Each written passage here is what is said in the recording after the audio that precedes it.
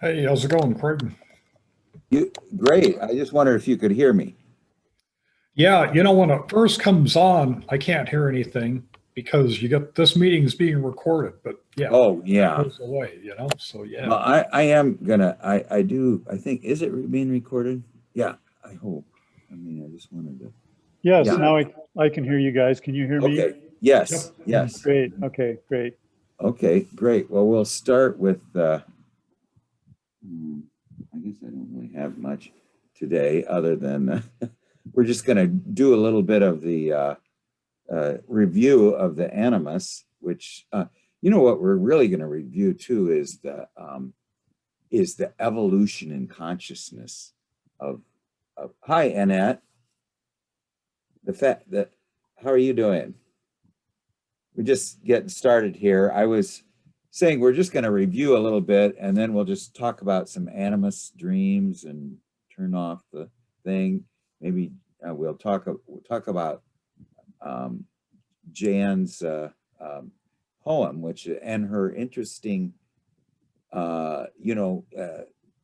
encounter with these figures at an early age. But anyway, just to review real quickly, the anima and animus uh, form a connecting link between the personal unconscious, a personal consciousness, and the unconscious, and they personify both feminine relatedness and immanence, and the masculine objective, abstract and transcendent. So where the feminine is immanent, this is something Marion Woodman says, that Sophia is everywhere.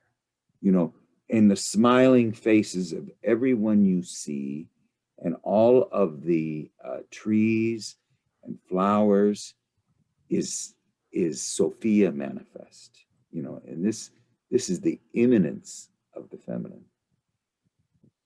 She is the source of images, of all unconscious images. And what the this distant point of transcendence provides is meaning.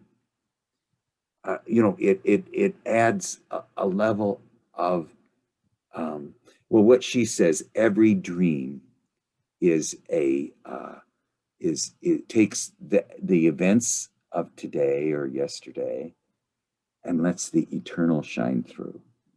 Now this comes from the feminine, and then the logos, masculine, using the magic of words, applies that the meaning, where the feminine provides the immanence and of God, of Sophia. The masculine provides this level of meaning. Anyway, we're going to just talk about that. And when you're talking about feminine and masculine, you're talking about feminine and masculine energies, not genders. One is immanent and receptive, and it is also is process, not product. Okay. In other words, what is important is what you're doing, not what you produce at the end. And it's receptive to sunsets, receptive to the sight of a hummingbird, receptive to everything it sees. You know, and where the masculine is, and it's also about bringing together and relatedness in the personal one to one, where the masculine, which provides is very important. The impersonal, objective meaning to that, and she says it's in the caduceus of Asclepius, of the two serpents that wind around. They separate, they unite. They separate, they unite. They separate, unite until they get to the highest point, and then they wed or marry. And that's the meaning of the caduceus. But it has to do with feminine, masculine energy. But anyway, there's three factors which determine the character of the anima and animus. Let me just let some people in. One is that it is the contrasexual. Hey, Marina, how's it going? We're just getting started. Nice to see you too. Yes, yeah, I've got time, so that's good. Okay, Yeah. great. Well, it should be fun today because we're going to just do a review of the Anima Animus, and then go into just some, if you have animus dreams you want to talk about, or talk about Jan's experience. I think I'd like to hear about. We're going to unrecord that won't be recorded, but anyway, the factors is first the contrasexual. We all were born male or female by accident. We didn't ask to be male or female, so we shouldn't feel guilty about it, but we're more conscious of whatever biological function we were born into, and we're less conscious of the other side. We have an equal amount, but that unconscious side gets personified in this figure of the anima or animus, and so the three factors that determine the character of the inner figure is the contrasexual, and then the experiences in the world of the gender that you aren't, and then a collective image of man and woman. In other words, you didn't experience it, but there's an image of it, that you that is ancestral. So the entity is not coordinated with any other functions. It's not solely image nor solely experience. It's this strange blend, like a dream is, between experience and the eternal meaning that shines through. And it acts as a law unto itself, and it interferes with life as an alien element. Tends to be the bridge to the other side, to the invisible realm, to the side that's missing to our soul, So, and sometimes it's helpful, sometimes disturbing, sometimes destructive. And that really depends on us, on how conscious we are. If you're not conscious of the anima, or if you're not conscious of the animus, then it tends to overwhelm you. And so then it can be, then you're at its mercy of whether it wants to be helpful, destructive, or disturbing. And it's a psychic reality, not comparable to any outer reality, but it's every bit as powerful and effective in this impact. It's extraordinarily complex and mysterious. And so the animus is spiritual process, not spiritual product, but spiritual process, and then she had, we'll just review the power to act. In the beginning was the power to act. It is this will and directed power, but it hasn't become human yet. It becomes human in the beginning was the deed or the act. And then, and she says, Emma Jung says that modern women has assimilated both of these. Some successfully, some not so successfully. But the one that is a problem is in beginning was the word, which is differentiation and distance and objective, impersonal. That's what the first two are more to do with everyday life. And then in the beginning was the meaning. And it presupposes consciousness. These four are inconceivable without consciousness. Now, the level at which we operate, the image of the animus within, is it 1, 2, 3, or 4, depends on the woman's development and her natural gifts. And there's three things that could happen. The image can be transferred to a real man who resembles it. The image can appear in dreams and visions, and the image lends a definite coloration to from within to everything that we do, or the woman does. And the more primitive woman seems to tend towards the physical prowess of the man, and the more exacting woman is more interested in the deed. But the men who rule over word, or the masculine that rules over word and meaning, are representing this abstract quality, which is the problem of the animus of the modern woman. And it is, as she says, is the inescapable demand. Now, she says that most women today are active. I mean, they don't just sit back passively. They're energetic, they're brave, they're forceful. So they don't really, those first two animus are somewhat distant in dreams and unconsciousness and visions. But she says in the ones that it isn't harmonious, they tend to be over energetic, ruthless, and brutal. And their approach to the erotic and love is very masculine, aggressive character. And it functions, she says, this is interesting, functions split apart from the rest of personality, as is true with most men. You know, so she's saying most men's erotic capacity operates split from their personality. You know, so they and their erotic aspects are, their personality and their erotic activities are almost like they're two different entities, you know. And on the whole, though, most women have successfully assimilated the first two long ago.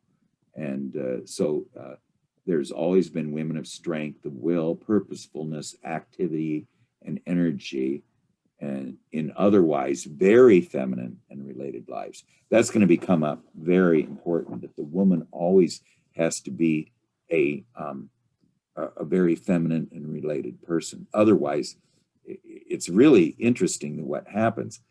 They are not feminine and not related because they have not assimilated the masculine, you know, because now the animus is in possession of them.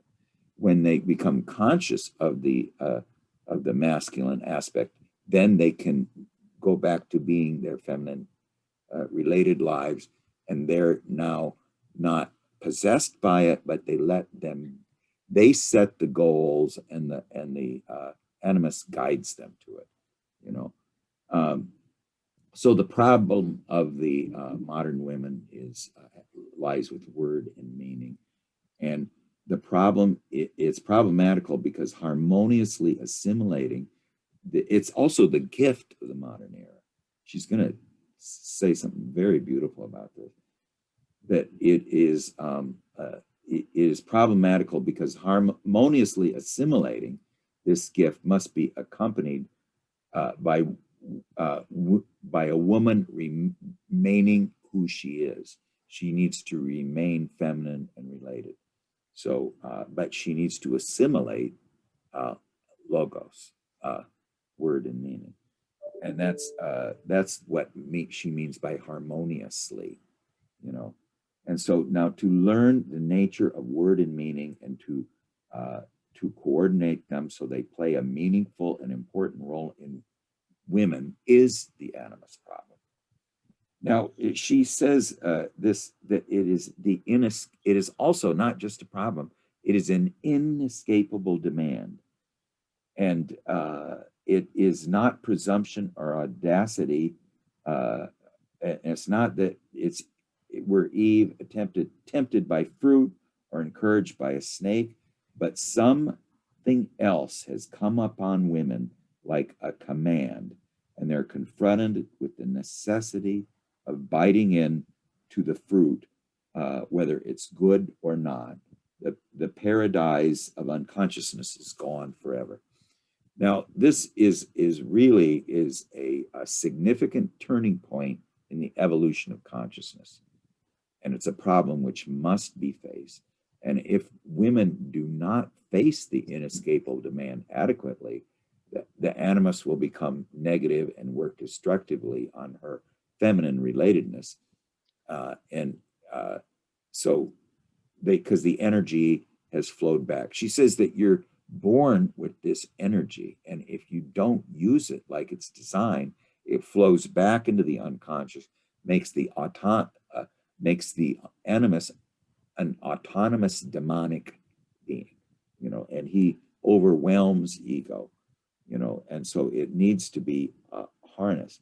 Now, the idea is that formerly animus was associated with a problem that could be transferred to the beyond an established religion, but it can't be any longer.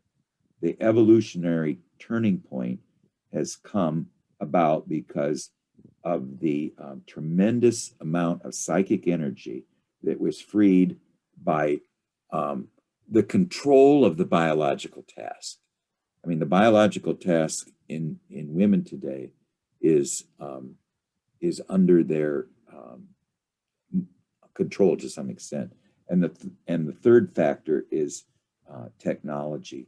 They're no longer chained to tending the hearth fire, and plucking chickens all day and everything. I mean, so now a tremendous amount of psychic energy is released, and this change of attitude is unavoidable. Now, because of the psychic energy that was released by all these significant turning point of events. Now, the fourth factor works in everyone. It's the law of the time moment, the kairos of this moment right now is an inescapable demand. The kairos in the shift from Pisces to Aquarius requires a widening of consciousness.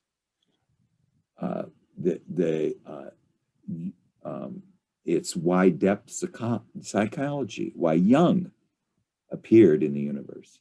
It's what's happened in physics, in the arts, with modern poets, writers and composers of music, changing morality and changing ethics and changing cultural aspects is all associated with this kairos moment that requires a widening of consciousness. This is also something that Henry Corbin talks about too, in all of his books, is that the word imagination means to expand consciousness, comes from the root magnify.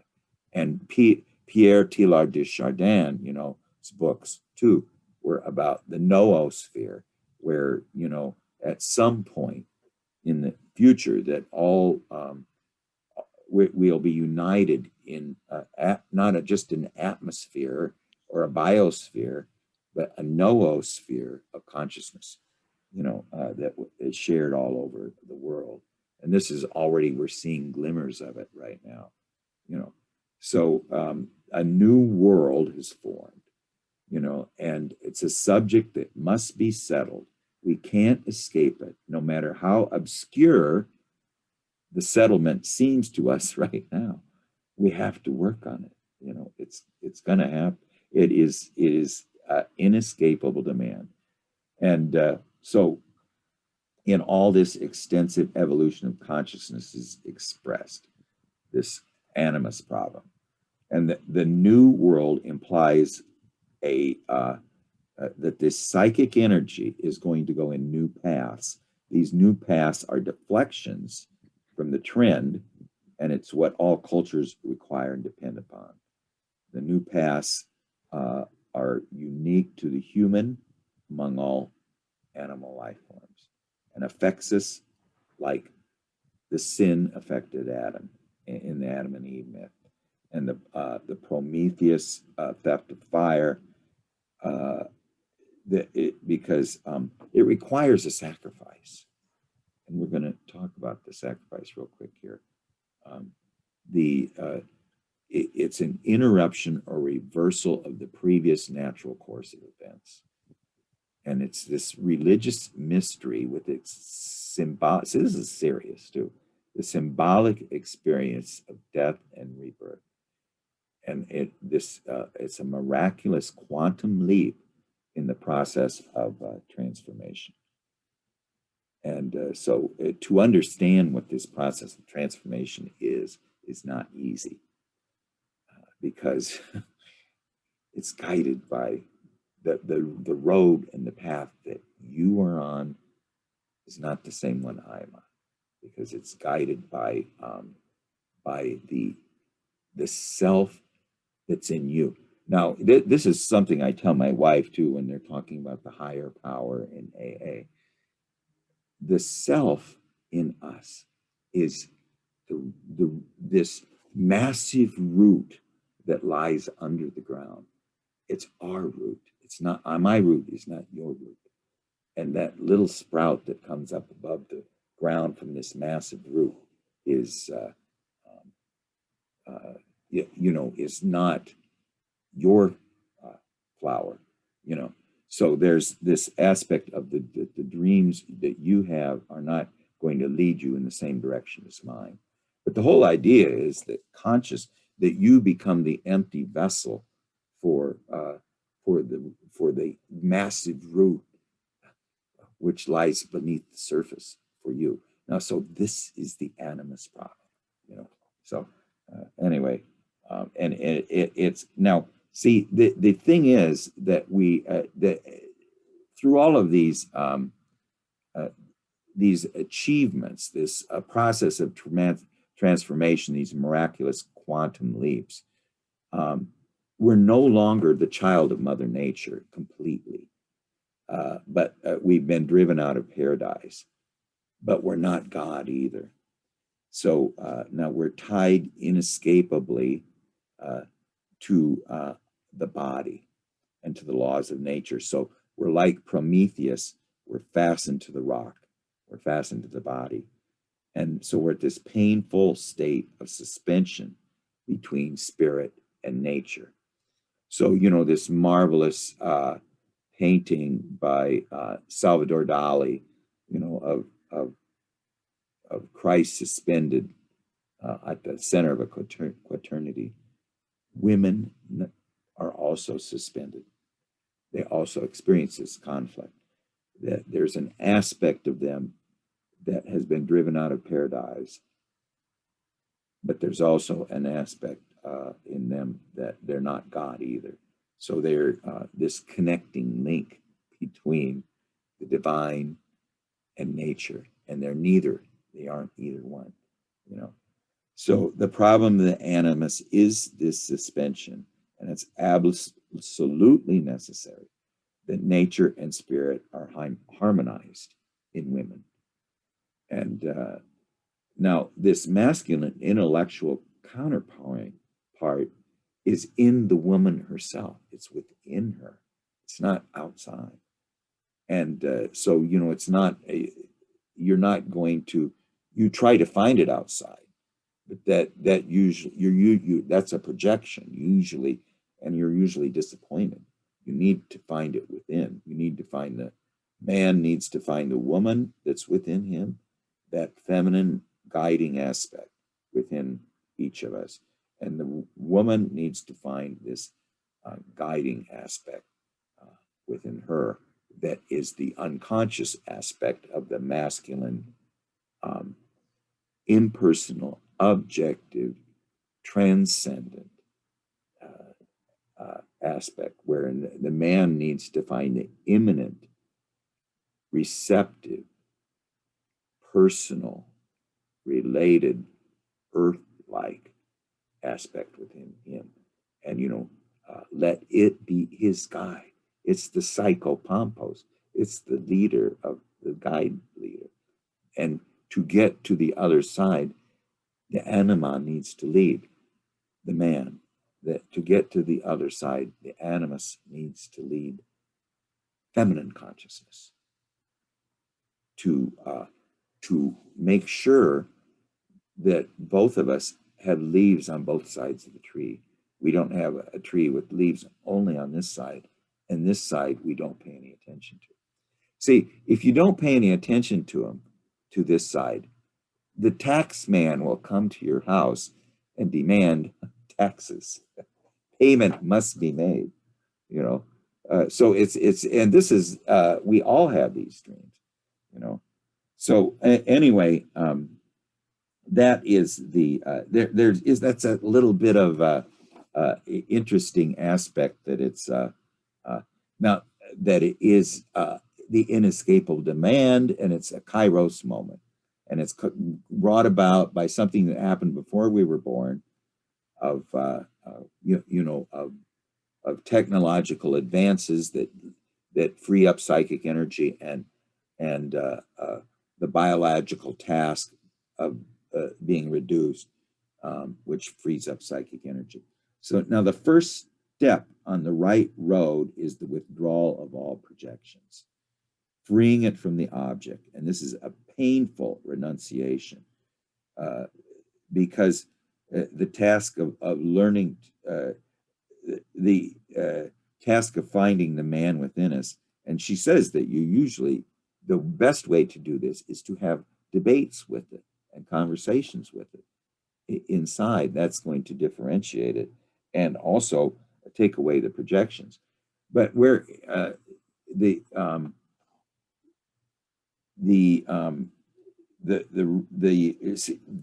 she's going to talk about thinking a little bit. Let's just talk about thinking a little bit. The real thinking in the unconscious is, for the woman, is practical and applied, sound common sense, direct to what is close at hand, and personal. Now, the animus comes into the play as the guide and intermediary when the mental powers, now remember, it's the man within, it's not the man without.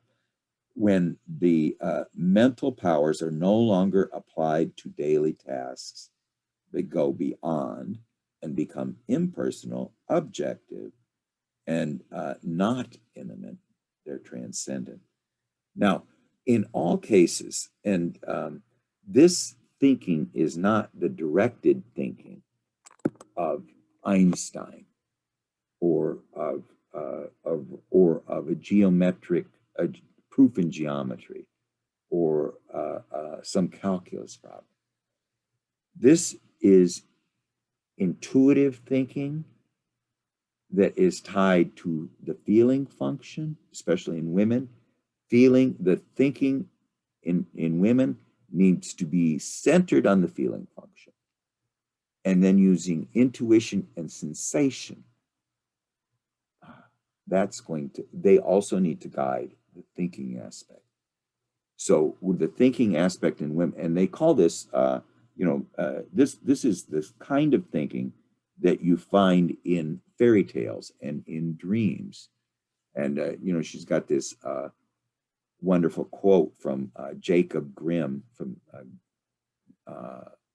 He wrote a book. It's not the Grimm's fairy tales, it's another book. But wishing, measuring, outpouring, giving creative power. This is this thinking that shapes, imagines, thinks, and therefore is imagination, idea, and form. And it's this wheel of the mind that is turned by this type of thinking, and it's the type of thinking of Wotan and his runes. It has an aspect to it that is somewhat Dionysian. There's an aspect of it somewhat related to Dionysus. It is not the thinking, it's not Apollonian, it's more Dionysian in the women. The man might be more Apollonian. I mean, he's more remote. And see, that's part of his problem. You can't be Apollonian. So, Apollo is the guide of the muses too. So, I mean, he's the god of the 9 muses. But the thinking of women it needs to be in service to the images that she has. And the thinking in man needs to be in service to the images that come from the feminine within him. Einstein's directed thinking, which is really started, which is a tremendous advance, brought all the technology that freed up all the psychic energy that now allows us to go back to the visions and dreams and, start to have dialogue with them, because it freed up that psychic energy. But what we're really doing is we are becoming our own shamans, our own analysts. It is now kind of a really interesting thing. What the directed thinking did was to free up psychic energy so it could be. So what was the evolutionary purpose of directed thinking and technology? It was to free up psychic energy so it could evolve the God image. Isn't that interesting? I mean, that's the but the technological directed thinking is not the type of thinking that we need to have the caduceus wed on the rod of Asclepius, this healing rod, and it is this type of thinking that is wishing, measuring, outpouring, giving creative power that shapes, imagines, thinks, and therefore is imagination, idea, and form. And it really is absolutely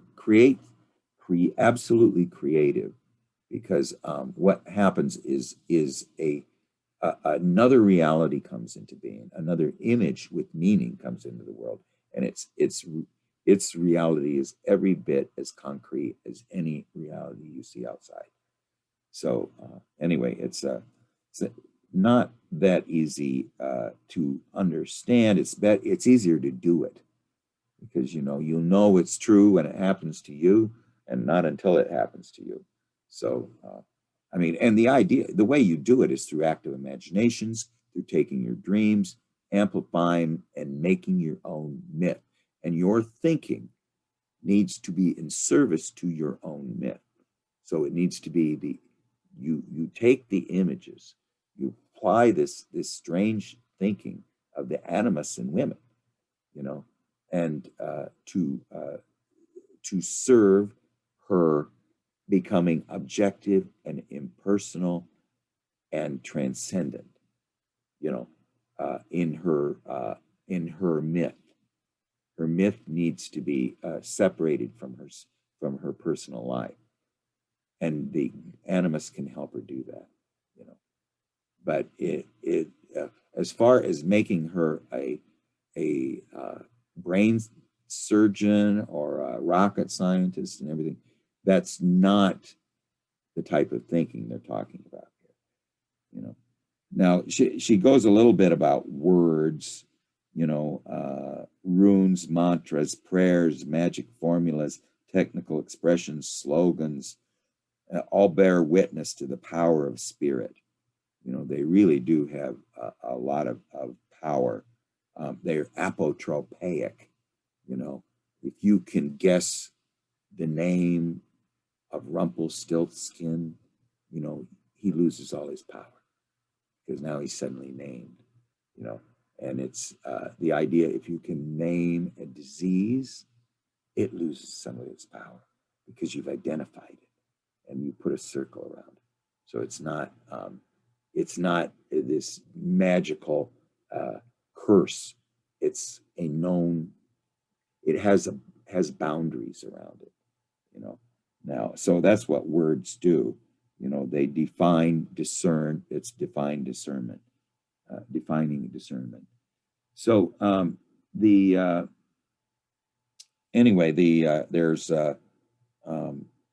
the animus in woman operates on these levels. One, it comments on every situation we find ourselves in. It's actually the animus in women, it comes up more in words than in the man, the anima comes up in images. But in the animus in women is very vocal. and it comments on every situation we find ourselves in, and it imparts generally applicable rules of behavior. And the voice expresses itself in three ways. It through critical negative comments at every moment, an exact examination. This is what the animus does great. Exact examination of all your motives and intentions. And it basically just it causes an inability to act or inferiority when it's this critical. The second is the same voice dispenses exaggerated praise over how wonderful we are. And so we're oscillating between futility and inflation. And then the third thing the voice does is to issue commands or prohibitions, pronouncing generally accepted viewpoints. Now, this is the unconscious animus, really. And now, the logos function is the discriminating, judging, understanding on one hand, and the second hand is abstract setting up of general laws. And the general laws are our own laws. It's the laws of our rhizome. If the animus is acting properly, it tells us our inner law, helps us define what our inner law is. And it also, through discrimination, judging, and understanding, provides meaning to the images we have. So the proper function of the animus is to tell us our own law, our own rhizome, and to provide meaning for the dreams. But what typically happens is that those two things interfere with the feminine relatedness of the woman. In the first case, the discriminating, judging, understanding, she starts now applying to, she starts now having a masculine reaction to outer events. You know, her friend has a boyfriend breaks up with her or something. So then she comes in with all these opinions, all these animus opinions, when she needs, her friend now needs sympathetic feeling and relatedness, not opinions. And then in the other aspect of where it tells us our own inner law, if you're not conscious of it, it's telling us this general law, which is on its surface valid, but it's not applicable to the situations before us. You know, the only way we can know that is through gentle leading questions to find out what the dynamics of the feeling situation is here. You know, and this is where women's creativeness is so powerful, flowers the most, is that she can evaluate every, put her finger on every little strand of all of the, how this affects this person, how it affects that person, you know, puts it together, brings together, you know. But what it does, so that's what those two logos functions are meant to do. You know, I'm kind of focusing on the positive aspect of the animus here, but I'll just go a few more minutes, 3-4 minutes, see if there's anything else. Well, let's just go over one more time about the music aspect.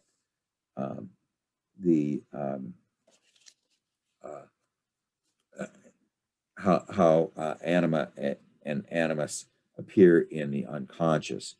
You know, it usually is a daimon of logos.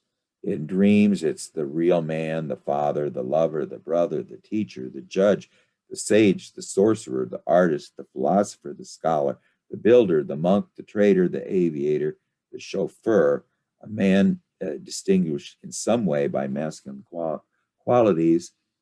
If it's a positive figure in the dreams, it's a benevolent father, a fascinating lover, an understanding friend or a superior guide.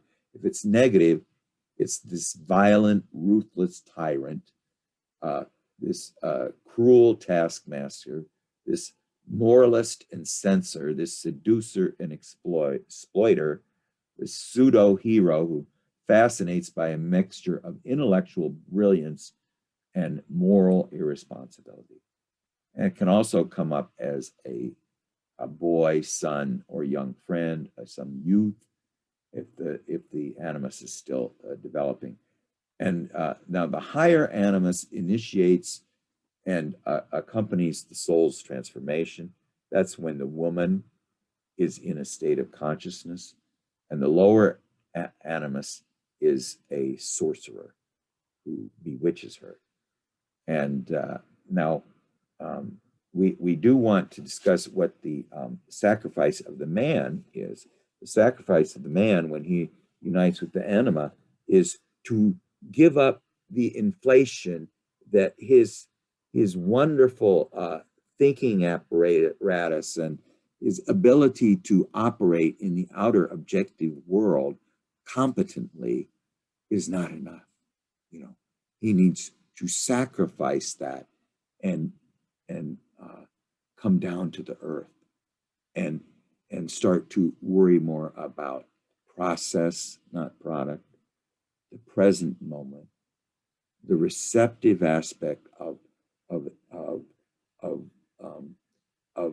really looking at the eternal aspect of a flower or a sunset or anything. What, you know, like a dream is what happened to us yesterday that now that the dream maker took and uses to let eternity shine through it.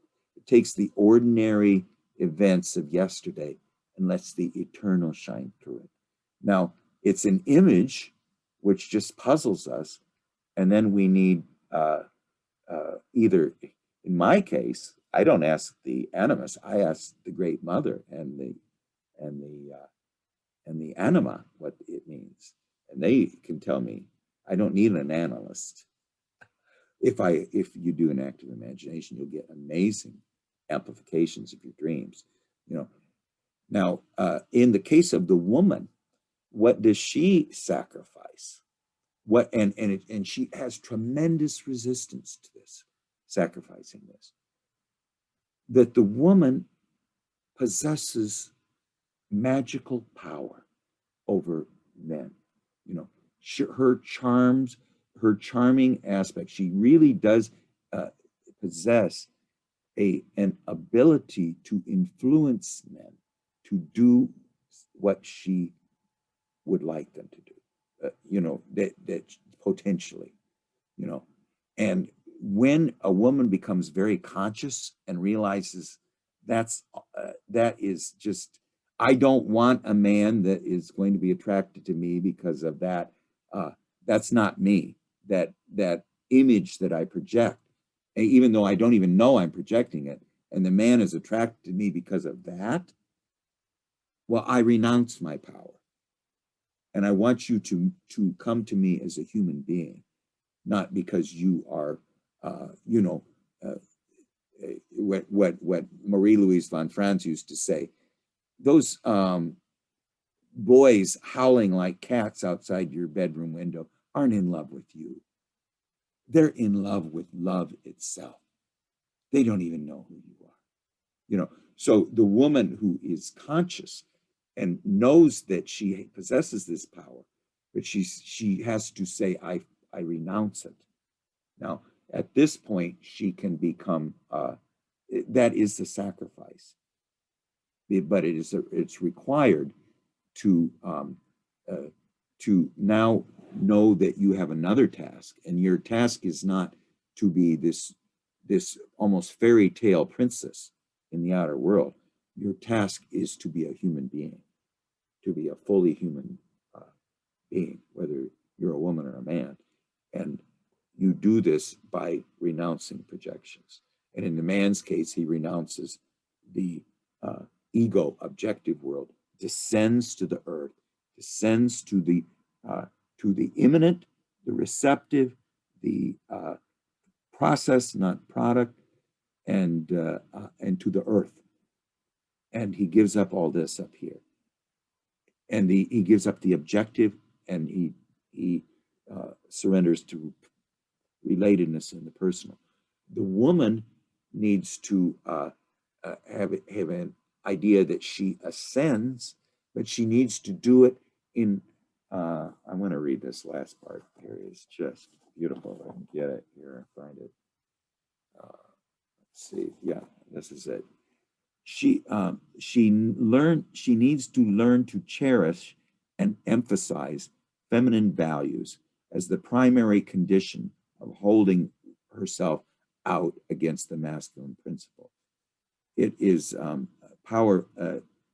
She needs the animus needs to be in her service as her guide to the spirit, and not be in control of her.